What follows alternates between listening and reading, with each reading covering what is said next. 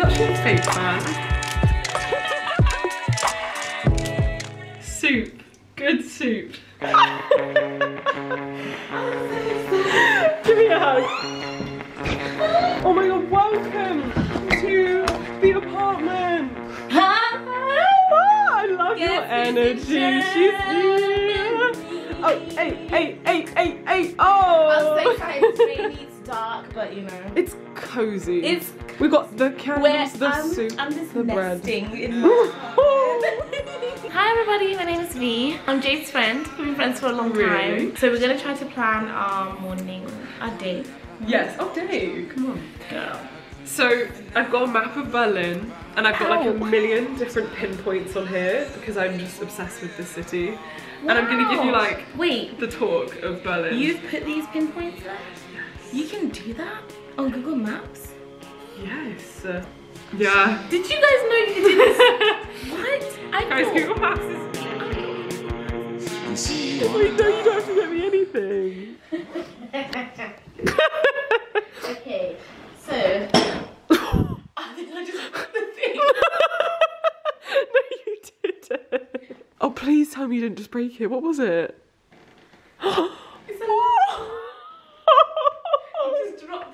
That's the cutest thing I've ever seen. Oh my god, I love it. No way. The final part is the part that like I'm second guessing. I thought we could have like friendship cues. Wait, that's so cute. Yes, wait.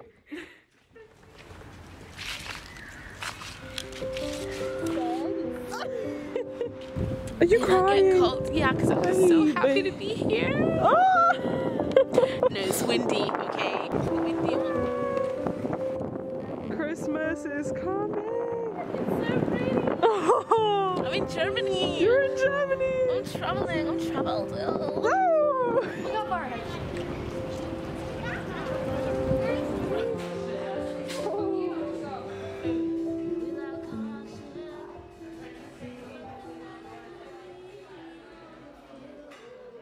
Hey there guys, and welcome back to UnJaded Jade. It has been such a long time since I've done a collab and I feel like this is just an honour because today I am with V Katina, the legend herself. And if you don't know V, honestly I don't know where you've been. She is a core member of StudyTube. She is a visionary. She has this incredible organisation called Empowered by V, where she empowers people to strive for everything that they believe in, to be the most authentic versions of themselves, for people from underrepresented backgrounds to take up space in institutions, to follow their educational dreams, and she is just so inspiring to me for so many reasons. I'm so happy to be here. I'm so happy to be here. You don't understand, like Jade and I have just been like such supportive people to each other for so long, and to finally like sit in front of camera and like share that with the world is crazy because we just had this friendship to ourselves for so long, and now it's like, oh my god, people get to see it, and it's just a scary feeling. But I'm so happy to be here on UnJaded Jade. When you were saying your intro, I was like, UnJaded Jade. Yes, and we've been touring around Berlin. We've been living the life, and today we want to share some of that empowerment with you. Hopefully we can get you guys on board, feeling empowered like what we do. Like, we have these conversations on our own all the time, and we're always like, man, we wish we could have filmed this, like wish people could have heard this, and this is us 24/7. So it's just gonna be so nice to do it with you guys. You know what I mean? For sure. I mean, the last 2 days we have talked about everything under the sun. From like learning about NFTs to discussing the climate crisis and the issues within it, and talking about COP26, talking about Lead 2030, like where we're going with the SDGs, talking about the environment, just everything, like feminism, issues in the world. And it feels like every second that we talk, we're like, okay, we're 10 minutes, an hour later, we're like, oh, we're still talking about this. Okay, and guys, are you ready for this? This girl is not only a YouTuber, she is also a soon-to-be-published author. I can't believe that's real. This is the most gorgeous, aesthetic, bright yellow book. And Fee, can you just tell us a bit more about your baby? Yes, this is my baby child. And little context, when Jade was writing her book and I was writing my book, we were both like, can't do this, how many more words? Like, we were empowering each other to write our books, and now we both have like, our children are coming to the world, and it's crazy. So I love that, like, this book is about empowerment and having empowerment circles, having friends that encourage you, and the fact that we were both writing our books while I'm writing about that is so full circle to me. But yes, this is my baby. Her name is Empowered, and she's going to be coming out on the 2nd of December in stores everywhere, Waterstones, WH Smith, wherever you can grab a book, you can see her and you can order her online. And I'm just so proud of what I've created. Like, it's just like a motivational and practical self-help book, how you can find empowerment for yourself and to live your true, authentic life. And I love her so much. As you should. And today we're going to dig into V's story more. We're going to talk about some of the chapters of this book and also try to make them as applicable as possible to your own life. And hopefully you're going to take something away from this. Yes. V, do you want to start by telling us a bit more about your story? Yes. Like, who are you? And I think this is a really crucial question because this book is not only practical advice, but it also comes from your life story. And I think that's what makes it so personal and endearing. So my life story is, I was born and raised in Zimbabwe, and I moved to England around the age of 7 or 8. And when I came here, like, growing up in Zimbabwe, you witness a lot, right? You see a lot of different inequalities that are happening, but my main one that I saw was girls, and the treatment between girls and boys was just, it shocked me. And obviously going back to visit as an adult, as a teenager, seeing it more and more, it reinforces what I saw when I was younger. But I used to think, but why? Like, as a young child, I didn't get it. Like, why do girls get treated different to boys? There was no logical answer for me. Now, the older I am, I start to see the different reasons, the political reasons, whatever. But as a child, you're like, but why? Like, I can be as strong as a boy if I want to be. So growing up, I always had this, like, challenging thing. I wanted to challenge society and, like, tell them that I'm my own person. I can fit into whatever box I want to fit into, or not have a box at all, right? So then as I was growing up, I went to high school and I was really smart. Like, I was doing amazing stuff. And yeah, I was like beating everyone in classes and I was just doing the best. But then when it came time to apply for university, like, my teachers are telling me, you can't go to Oxford. I'm like, but why? Like, I have the grades, I have the passion. Why can't I go? And that's when I was now introduced to this idea of what underrepresented students go through, right? Like, if you're from a background that's not super privileged, you don't have access to other things that people have access to. And I was like, this is great. Like, this is so unfair. You want, because of where I was born or the household income I fit into or the postcode area, I now lose out on, like, being able to go to a place like Oxford if I want to. If you don't want to, fine, but the option should be there, for sure, right? So when they told me no, it wasn't gonna work. Like, no doesn't work well with me if you don't have a justifiable reason. Yes. So then I went on to Oxford from the foundation year, which is the first of its kind. And when I was there, I was looking around. Now I'm in Oxford. I've defeated the battle of getting there. Now I'm in there.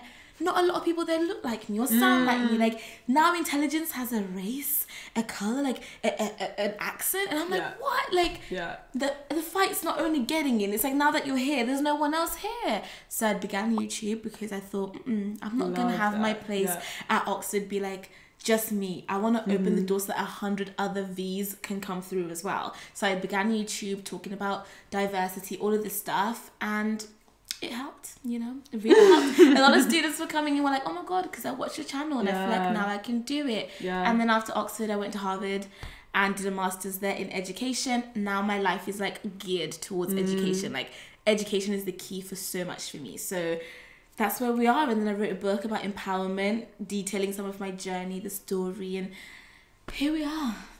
Right? And I just can't even tell you how much you inspire me. Because also, can I just say, it was not your job to do any of this, right? Like, already, to get into an institution like Oxford, that is hard work. Then when you don't have a lot of people who look like you in that space, that's so psychologically difficult, right? But then for you to take that and to also say, I don't want just diversity in this space, I want inclusivity. Like, we need to challenge this space. We need to make it better for people like me. And then you did that alongside all the other work that everyone else is doing. Like, That is insane. That is so inspiring, and you are paving the way for so many future leaders just like you. And I love that you put that wisdom into a book. Yeah, and I think it's important. Like, everybody needs to realize that they all have their talents. Like, you all have what you're amazing at, and if you can channel that into something positive and good, and make sure you're also helping others around you, like even if it's art and that's what you love, maybe make sure you're drawing art that can send a message, right? That can help raise awareness about something for groups that don't have a voice or whatever. So if my talent happened to be, I loved public speaking, so why not make sure when I am speaking, I'm speaking about something that's really worth hearing and that's going to help people. So I love talking about that in the book as well, like how people can find their purpose, how you can discover what works for you. And don't think that like your purpose is something that's concrete for the rest of your life. Like if you've chosen, like me, education, I have to do education forever. No, maybe for the next 2 years, that's the fight that I really want to fight for. Then after 2 years, I might be like, okay, now climate change needs my attention. That's where I'm going down. And like, okay, now this, you're an evolving person. You're constantly becoming. So don't ever feel trapped into something. You know what I mean? Yeah, and we were talking a lot yesterday about the intersectionality of every issue, right? So like, yes, you care about education, but as you said, that overlaps with the climate crisis, because who is being educated affects who is also going to be empowered to make decisions for the climate. If you care about girls specifically in education, as you said, like that overlaps with gender-based violence, like all these other issues. And so just picking one and finding your passion within that doesn't mean that you can't pivot, because you're also indirectly helping this issue by directing yourself elsewhere. You are all multifaceted human beings with multiple interests. You have different things that you desire, different things that you want to be involved in, and you can have multiple different things at once. Like, you don't have to just choose one thing. And I think people growing up try to put me in boxes, like, this is what a girl from your area does, this is what you like. Me going to Oxford was such a big shock in our community, because we'd never had someone at my school, first of all, and then I think maybe my sixth one, but I'm not sure about that, but they made such a big deal about it that I assume so. And it was like, oh well, people like this only go to Oxford. I was like, no they don't. Like, you can love your degree, you can be passionate about it, be unapologetically you, and not have to change how you speak, dress, for you to sit in a certain classroom. Like, I hate that. Do you remember a specific moment where you were like, I need to use my voice to inspire other people in this space? Like, what made you start a YouTube channel? What made you start sharing the advice in this book? I think it was when I would come back home. So imagine, like, I'd be at Oxford doing all these things, and to me, like, I loved Oxford and stuff, but it wasn't like this thing that people made it out as it was to me, because I just decided I want to study history at the best school in the world. Let's type it in, and that's what came up. I was like, okay, that's where I'm going. That was the logic in my mind, because I thought, why not? So when I was now coming back home and people are like, do you eat lobster there? Do you ride like Harry Potter? And I thought, you guys making it sound like this place is mythical, far away, unattainable, something that we don't belong in. So that's when I thought I need to start a channel showing myself being me, V from Birmingham, unapologetically. Not a thing has changed about me. Maybe I'm just learning new things, but I'm still me, and show people that you can do it. You can do it and not compromise yourself. So that's when I knew I had to do the channel, because people were asking me if we eat lobster for breakfast, and I thought, something's got this communication. Nah. So I had to break that barrier. I think with that, we should start looking at the chapters of this book. It's so nerve-wracking that you're holding this and looking at it, because it's been like my, not a secret, but it's been something that I've written and done and kept to myself for so long. So now to see, like, it's almost like I've lost, I don't have it. It's like, it's not, it's ours now. And what's also so cool about this book is it's not just wisdom, it's also beautifully illustrated. Isn't it gorgeous? Like, there are gorgeous designs, like it's very Instagrammable. There's quotes you can dip in, you can dip out, you don't have to read the whole thing at once. You can sort of like navigate what you need. Can we start with, am I good enough? Ooh. Can we? Because I think this is something I question a lot, right? Like, especially when I wrote a book and published it, and I experienced this feeling of imposter syndrome so much. Like, who am I to think that I have anything to say on this topic? Like, I don't have a PhD in study methods. Why am I talking about this? Am I good enough to be an author? How do you juggle this? Especially, as you say, about being a black woman at Oxford University, which is a very white institution, how do you feel good enough to be there in the face of that adversity? Do you know what? I get asked this question about imposter syndrome so much. How do you beat imposter syndrome, V? How do you, and obviously with me running an academic empowerment platform where we've specifically said we're dealing with empowerment, that is the top question. Like, okay, to empower yourself, how do you beat self-doubt, imposter syndrome? Yes. And I always tell everybody, you never beat it. You never ever beat imposter syndrome. Sorry to tell you this. It is a constant work in progress. It is something that you commit yourself to and that you dedicate yourself to. And if it's kind of like this whole gym thing, you know, if you're going to the gym all the time and you're lifting weights, if you miss a year of the gym, you're not going to go back to the same weight you last lifted. You're going to have to start back again, gradually building up the strength to lift more and more and more, right? And that is imposter syndrome. You have to work at it and keep putting new systems in place where you can tackle certain things so that if something crops up where, you know, you didn't get the job you applied for or something, or you are about to get the job you've applied for and you're there and you think I don't belong, you have to know, okay, this is how I tackle that moment. And for me, words of affirmation to myself, like I journal a lot and I constantly will write out words of affirmation to myself. When I wake up in the morning, I will play certain music. What are some of your words of affirmation you Oh my write God, to I will yourself? tell myself like, I deserve nothing but the best that the world has to offer. And if I'm in a moment where I don't feel that way, I ask myself why. Like I challenge myself, like, why do you feel that way? And I'll write in my journal, not pros and cons, but that kind of thing, like one side of this, one side of that. And I'm like, this is why you think it. Then I look at each reason.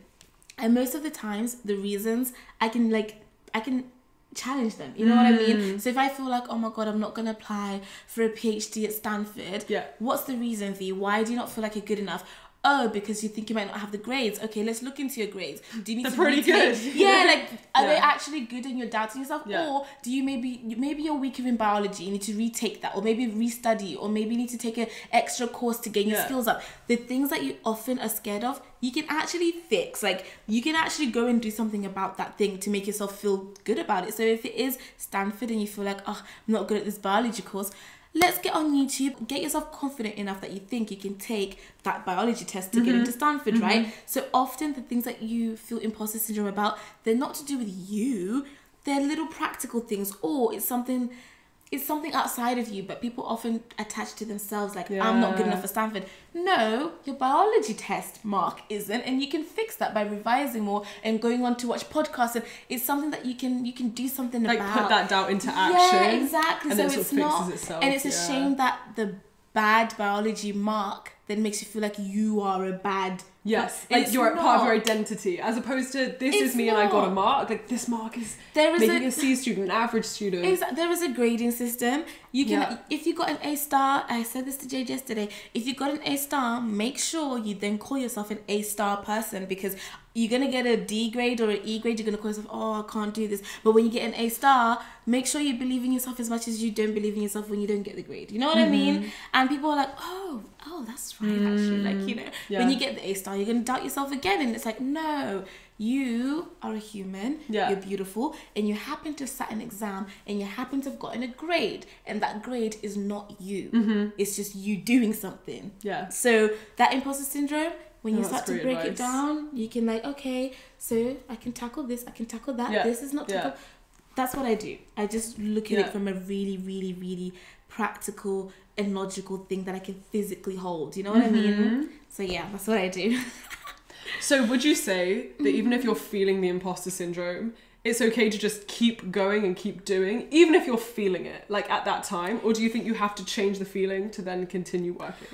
I think for me, you can't really navigate a space well if you're feeling imposter syndrome, right? You're not going to occupy your space to your full capacity. You're not going to show up as your 100% self because you're constantly not putting your hand up. You're constantly looking down, constantly trying to make yourself quieter, smaller. So you really do need to try and address your imposter syndrome and find what works for you. So, for example, if you're going to go and become like the first female president of like whatever country in the world that you're going to be in, fantastic. But if you're going to carry that heavy sense of imposter syndrome and self-doubt, when you get on that microphone and try to gather your people together to like behind an action, if you're umming and ahhing, you're looking down, you're not sure, nobody's going to do it, because why am I following you and you're not sure of yourself? So it's important that if you want to go and step into your roles and step into your life and step into your main character energy, you try to tackle as much of it as you can. Nobody can ever really beat imposter syndrome, because it shows up in new ways, it shows up in new contexts, for sure. but we can put good systems in place to try and at least minimize it. So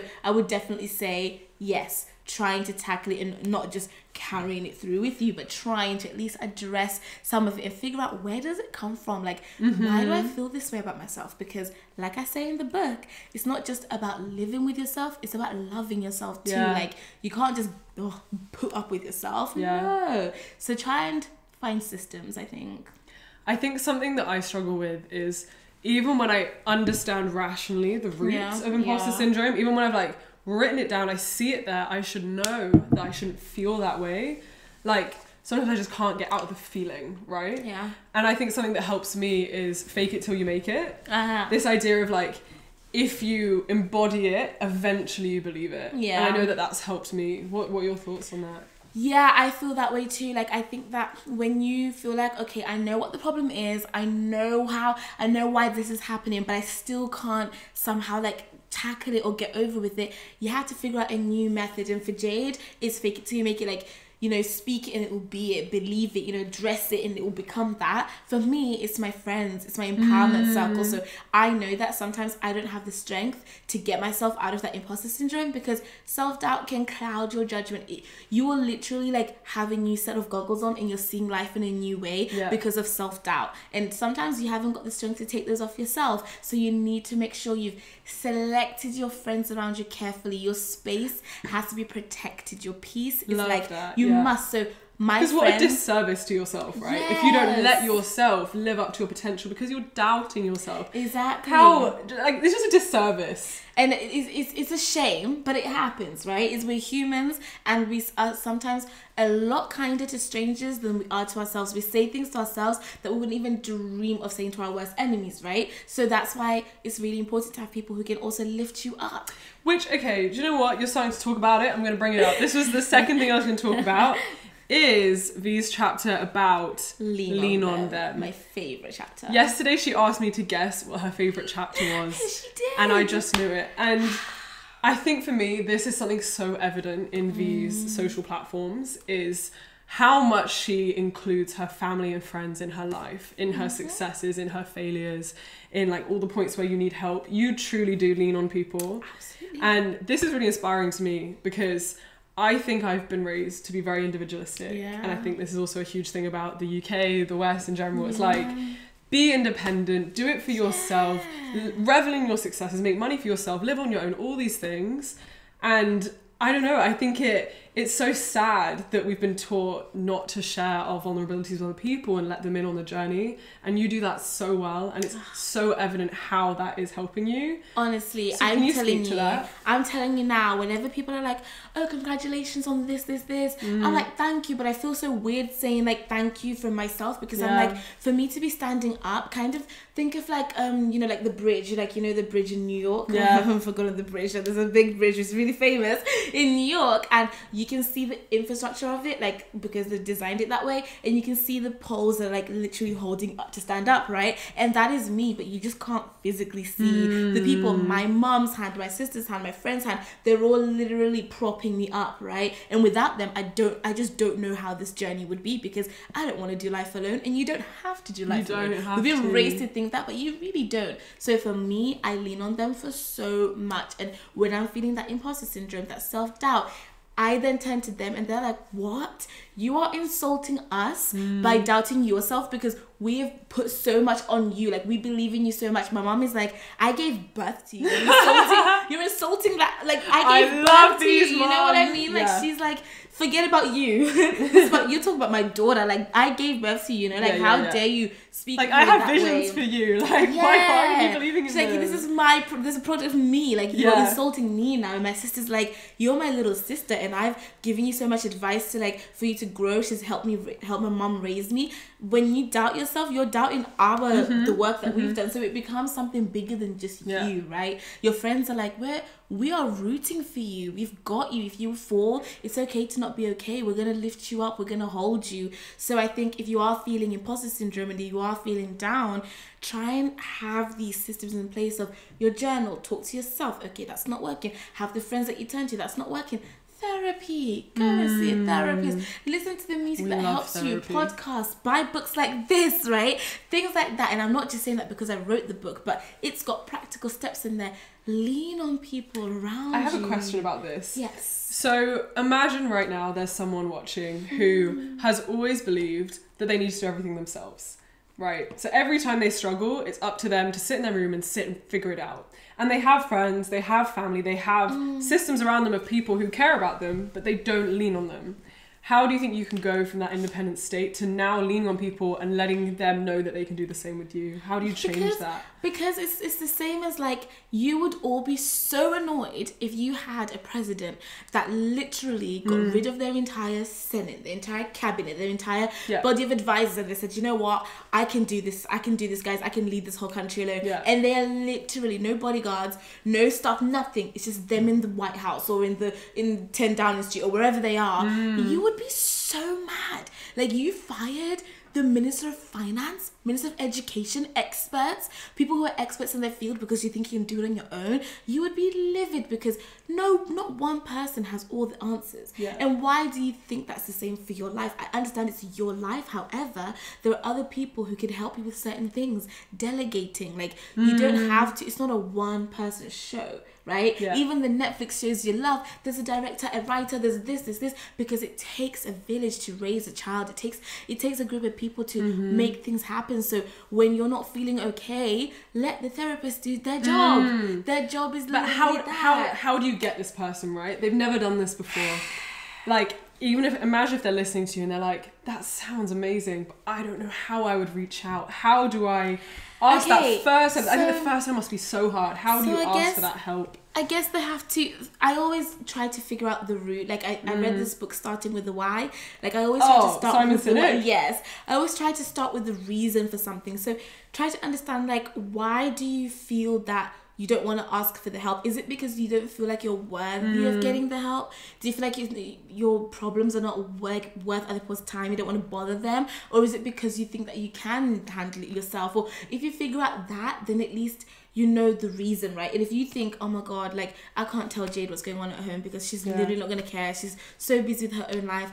You'll be shocked. Like, allow people the chance to, like, be there for you. Like, people feel really honored to be able to help someone. So you're genuinely, like, not shutting them out, but, like, you're not giving them the chance to do their part. Like, you are probably a very good friend to other people. You're probably a very good sibling. You're probably, because people give you the chance to be that for them. So you have to give to others what they give to you. Like, pour into others and let them pour into you. And it's the first step of asking for help is so hard, though, like, to break out of that thing of always being self-sufficient. But trust me, it'll be so worthwhile. Things just get easier. You know, they say a problem shared is a problem halved. Yeah. And it's so true. Just by getting it out, you just feel lighter. Like, I don't know how to answer that, to be honest. No, I think that's an amazing answer. And I really love your point about, you feel honored when people come to you for help, right? Because you feel like, wow, this person is valuing me and our relationship. They trust me. They trust my expertise. Yeah.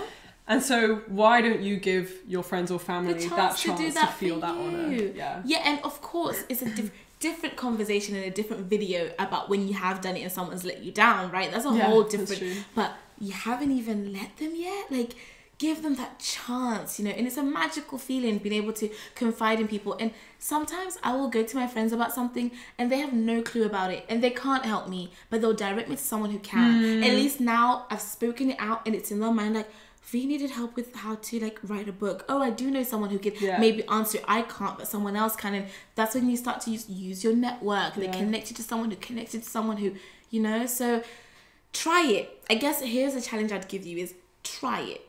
If we're wrong, fine. We were wrong. But just give it a try at least. Yeah.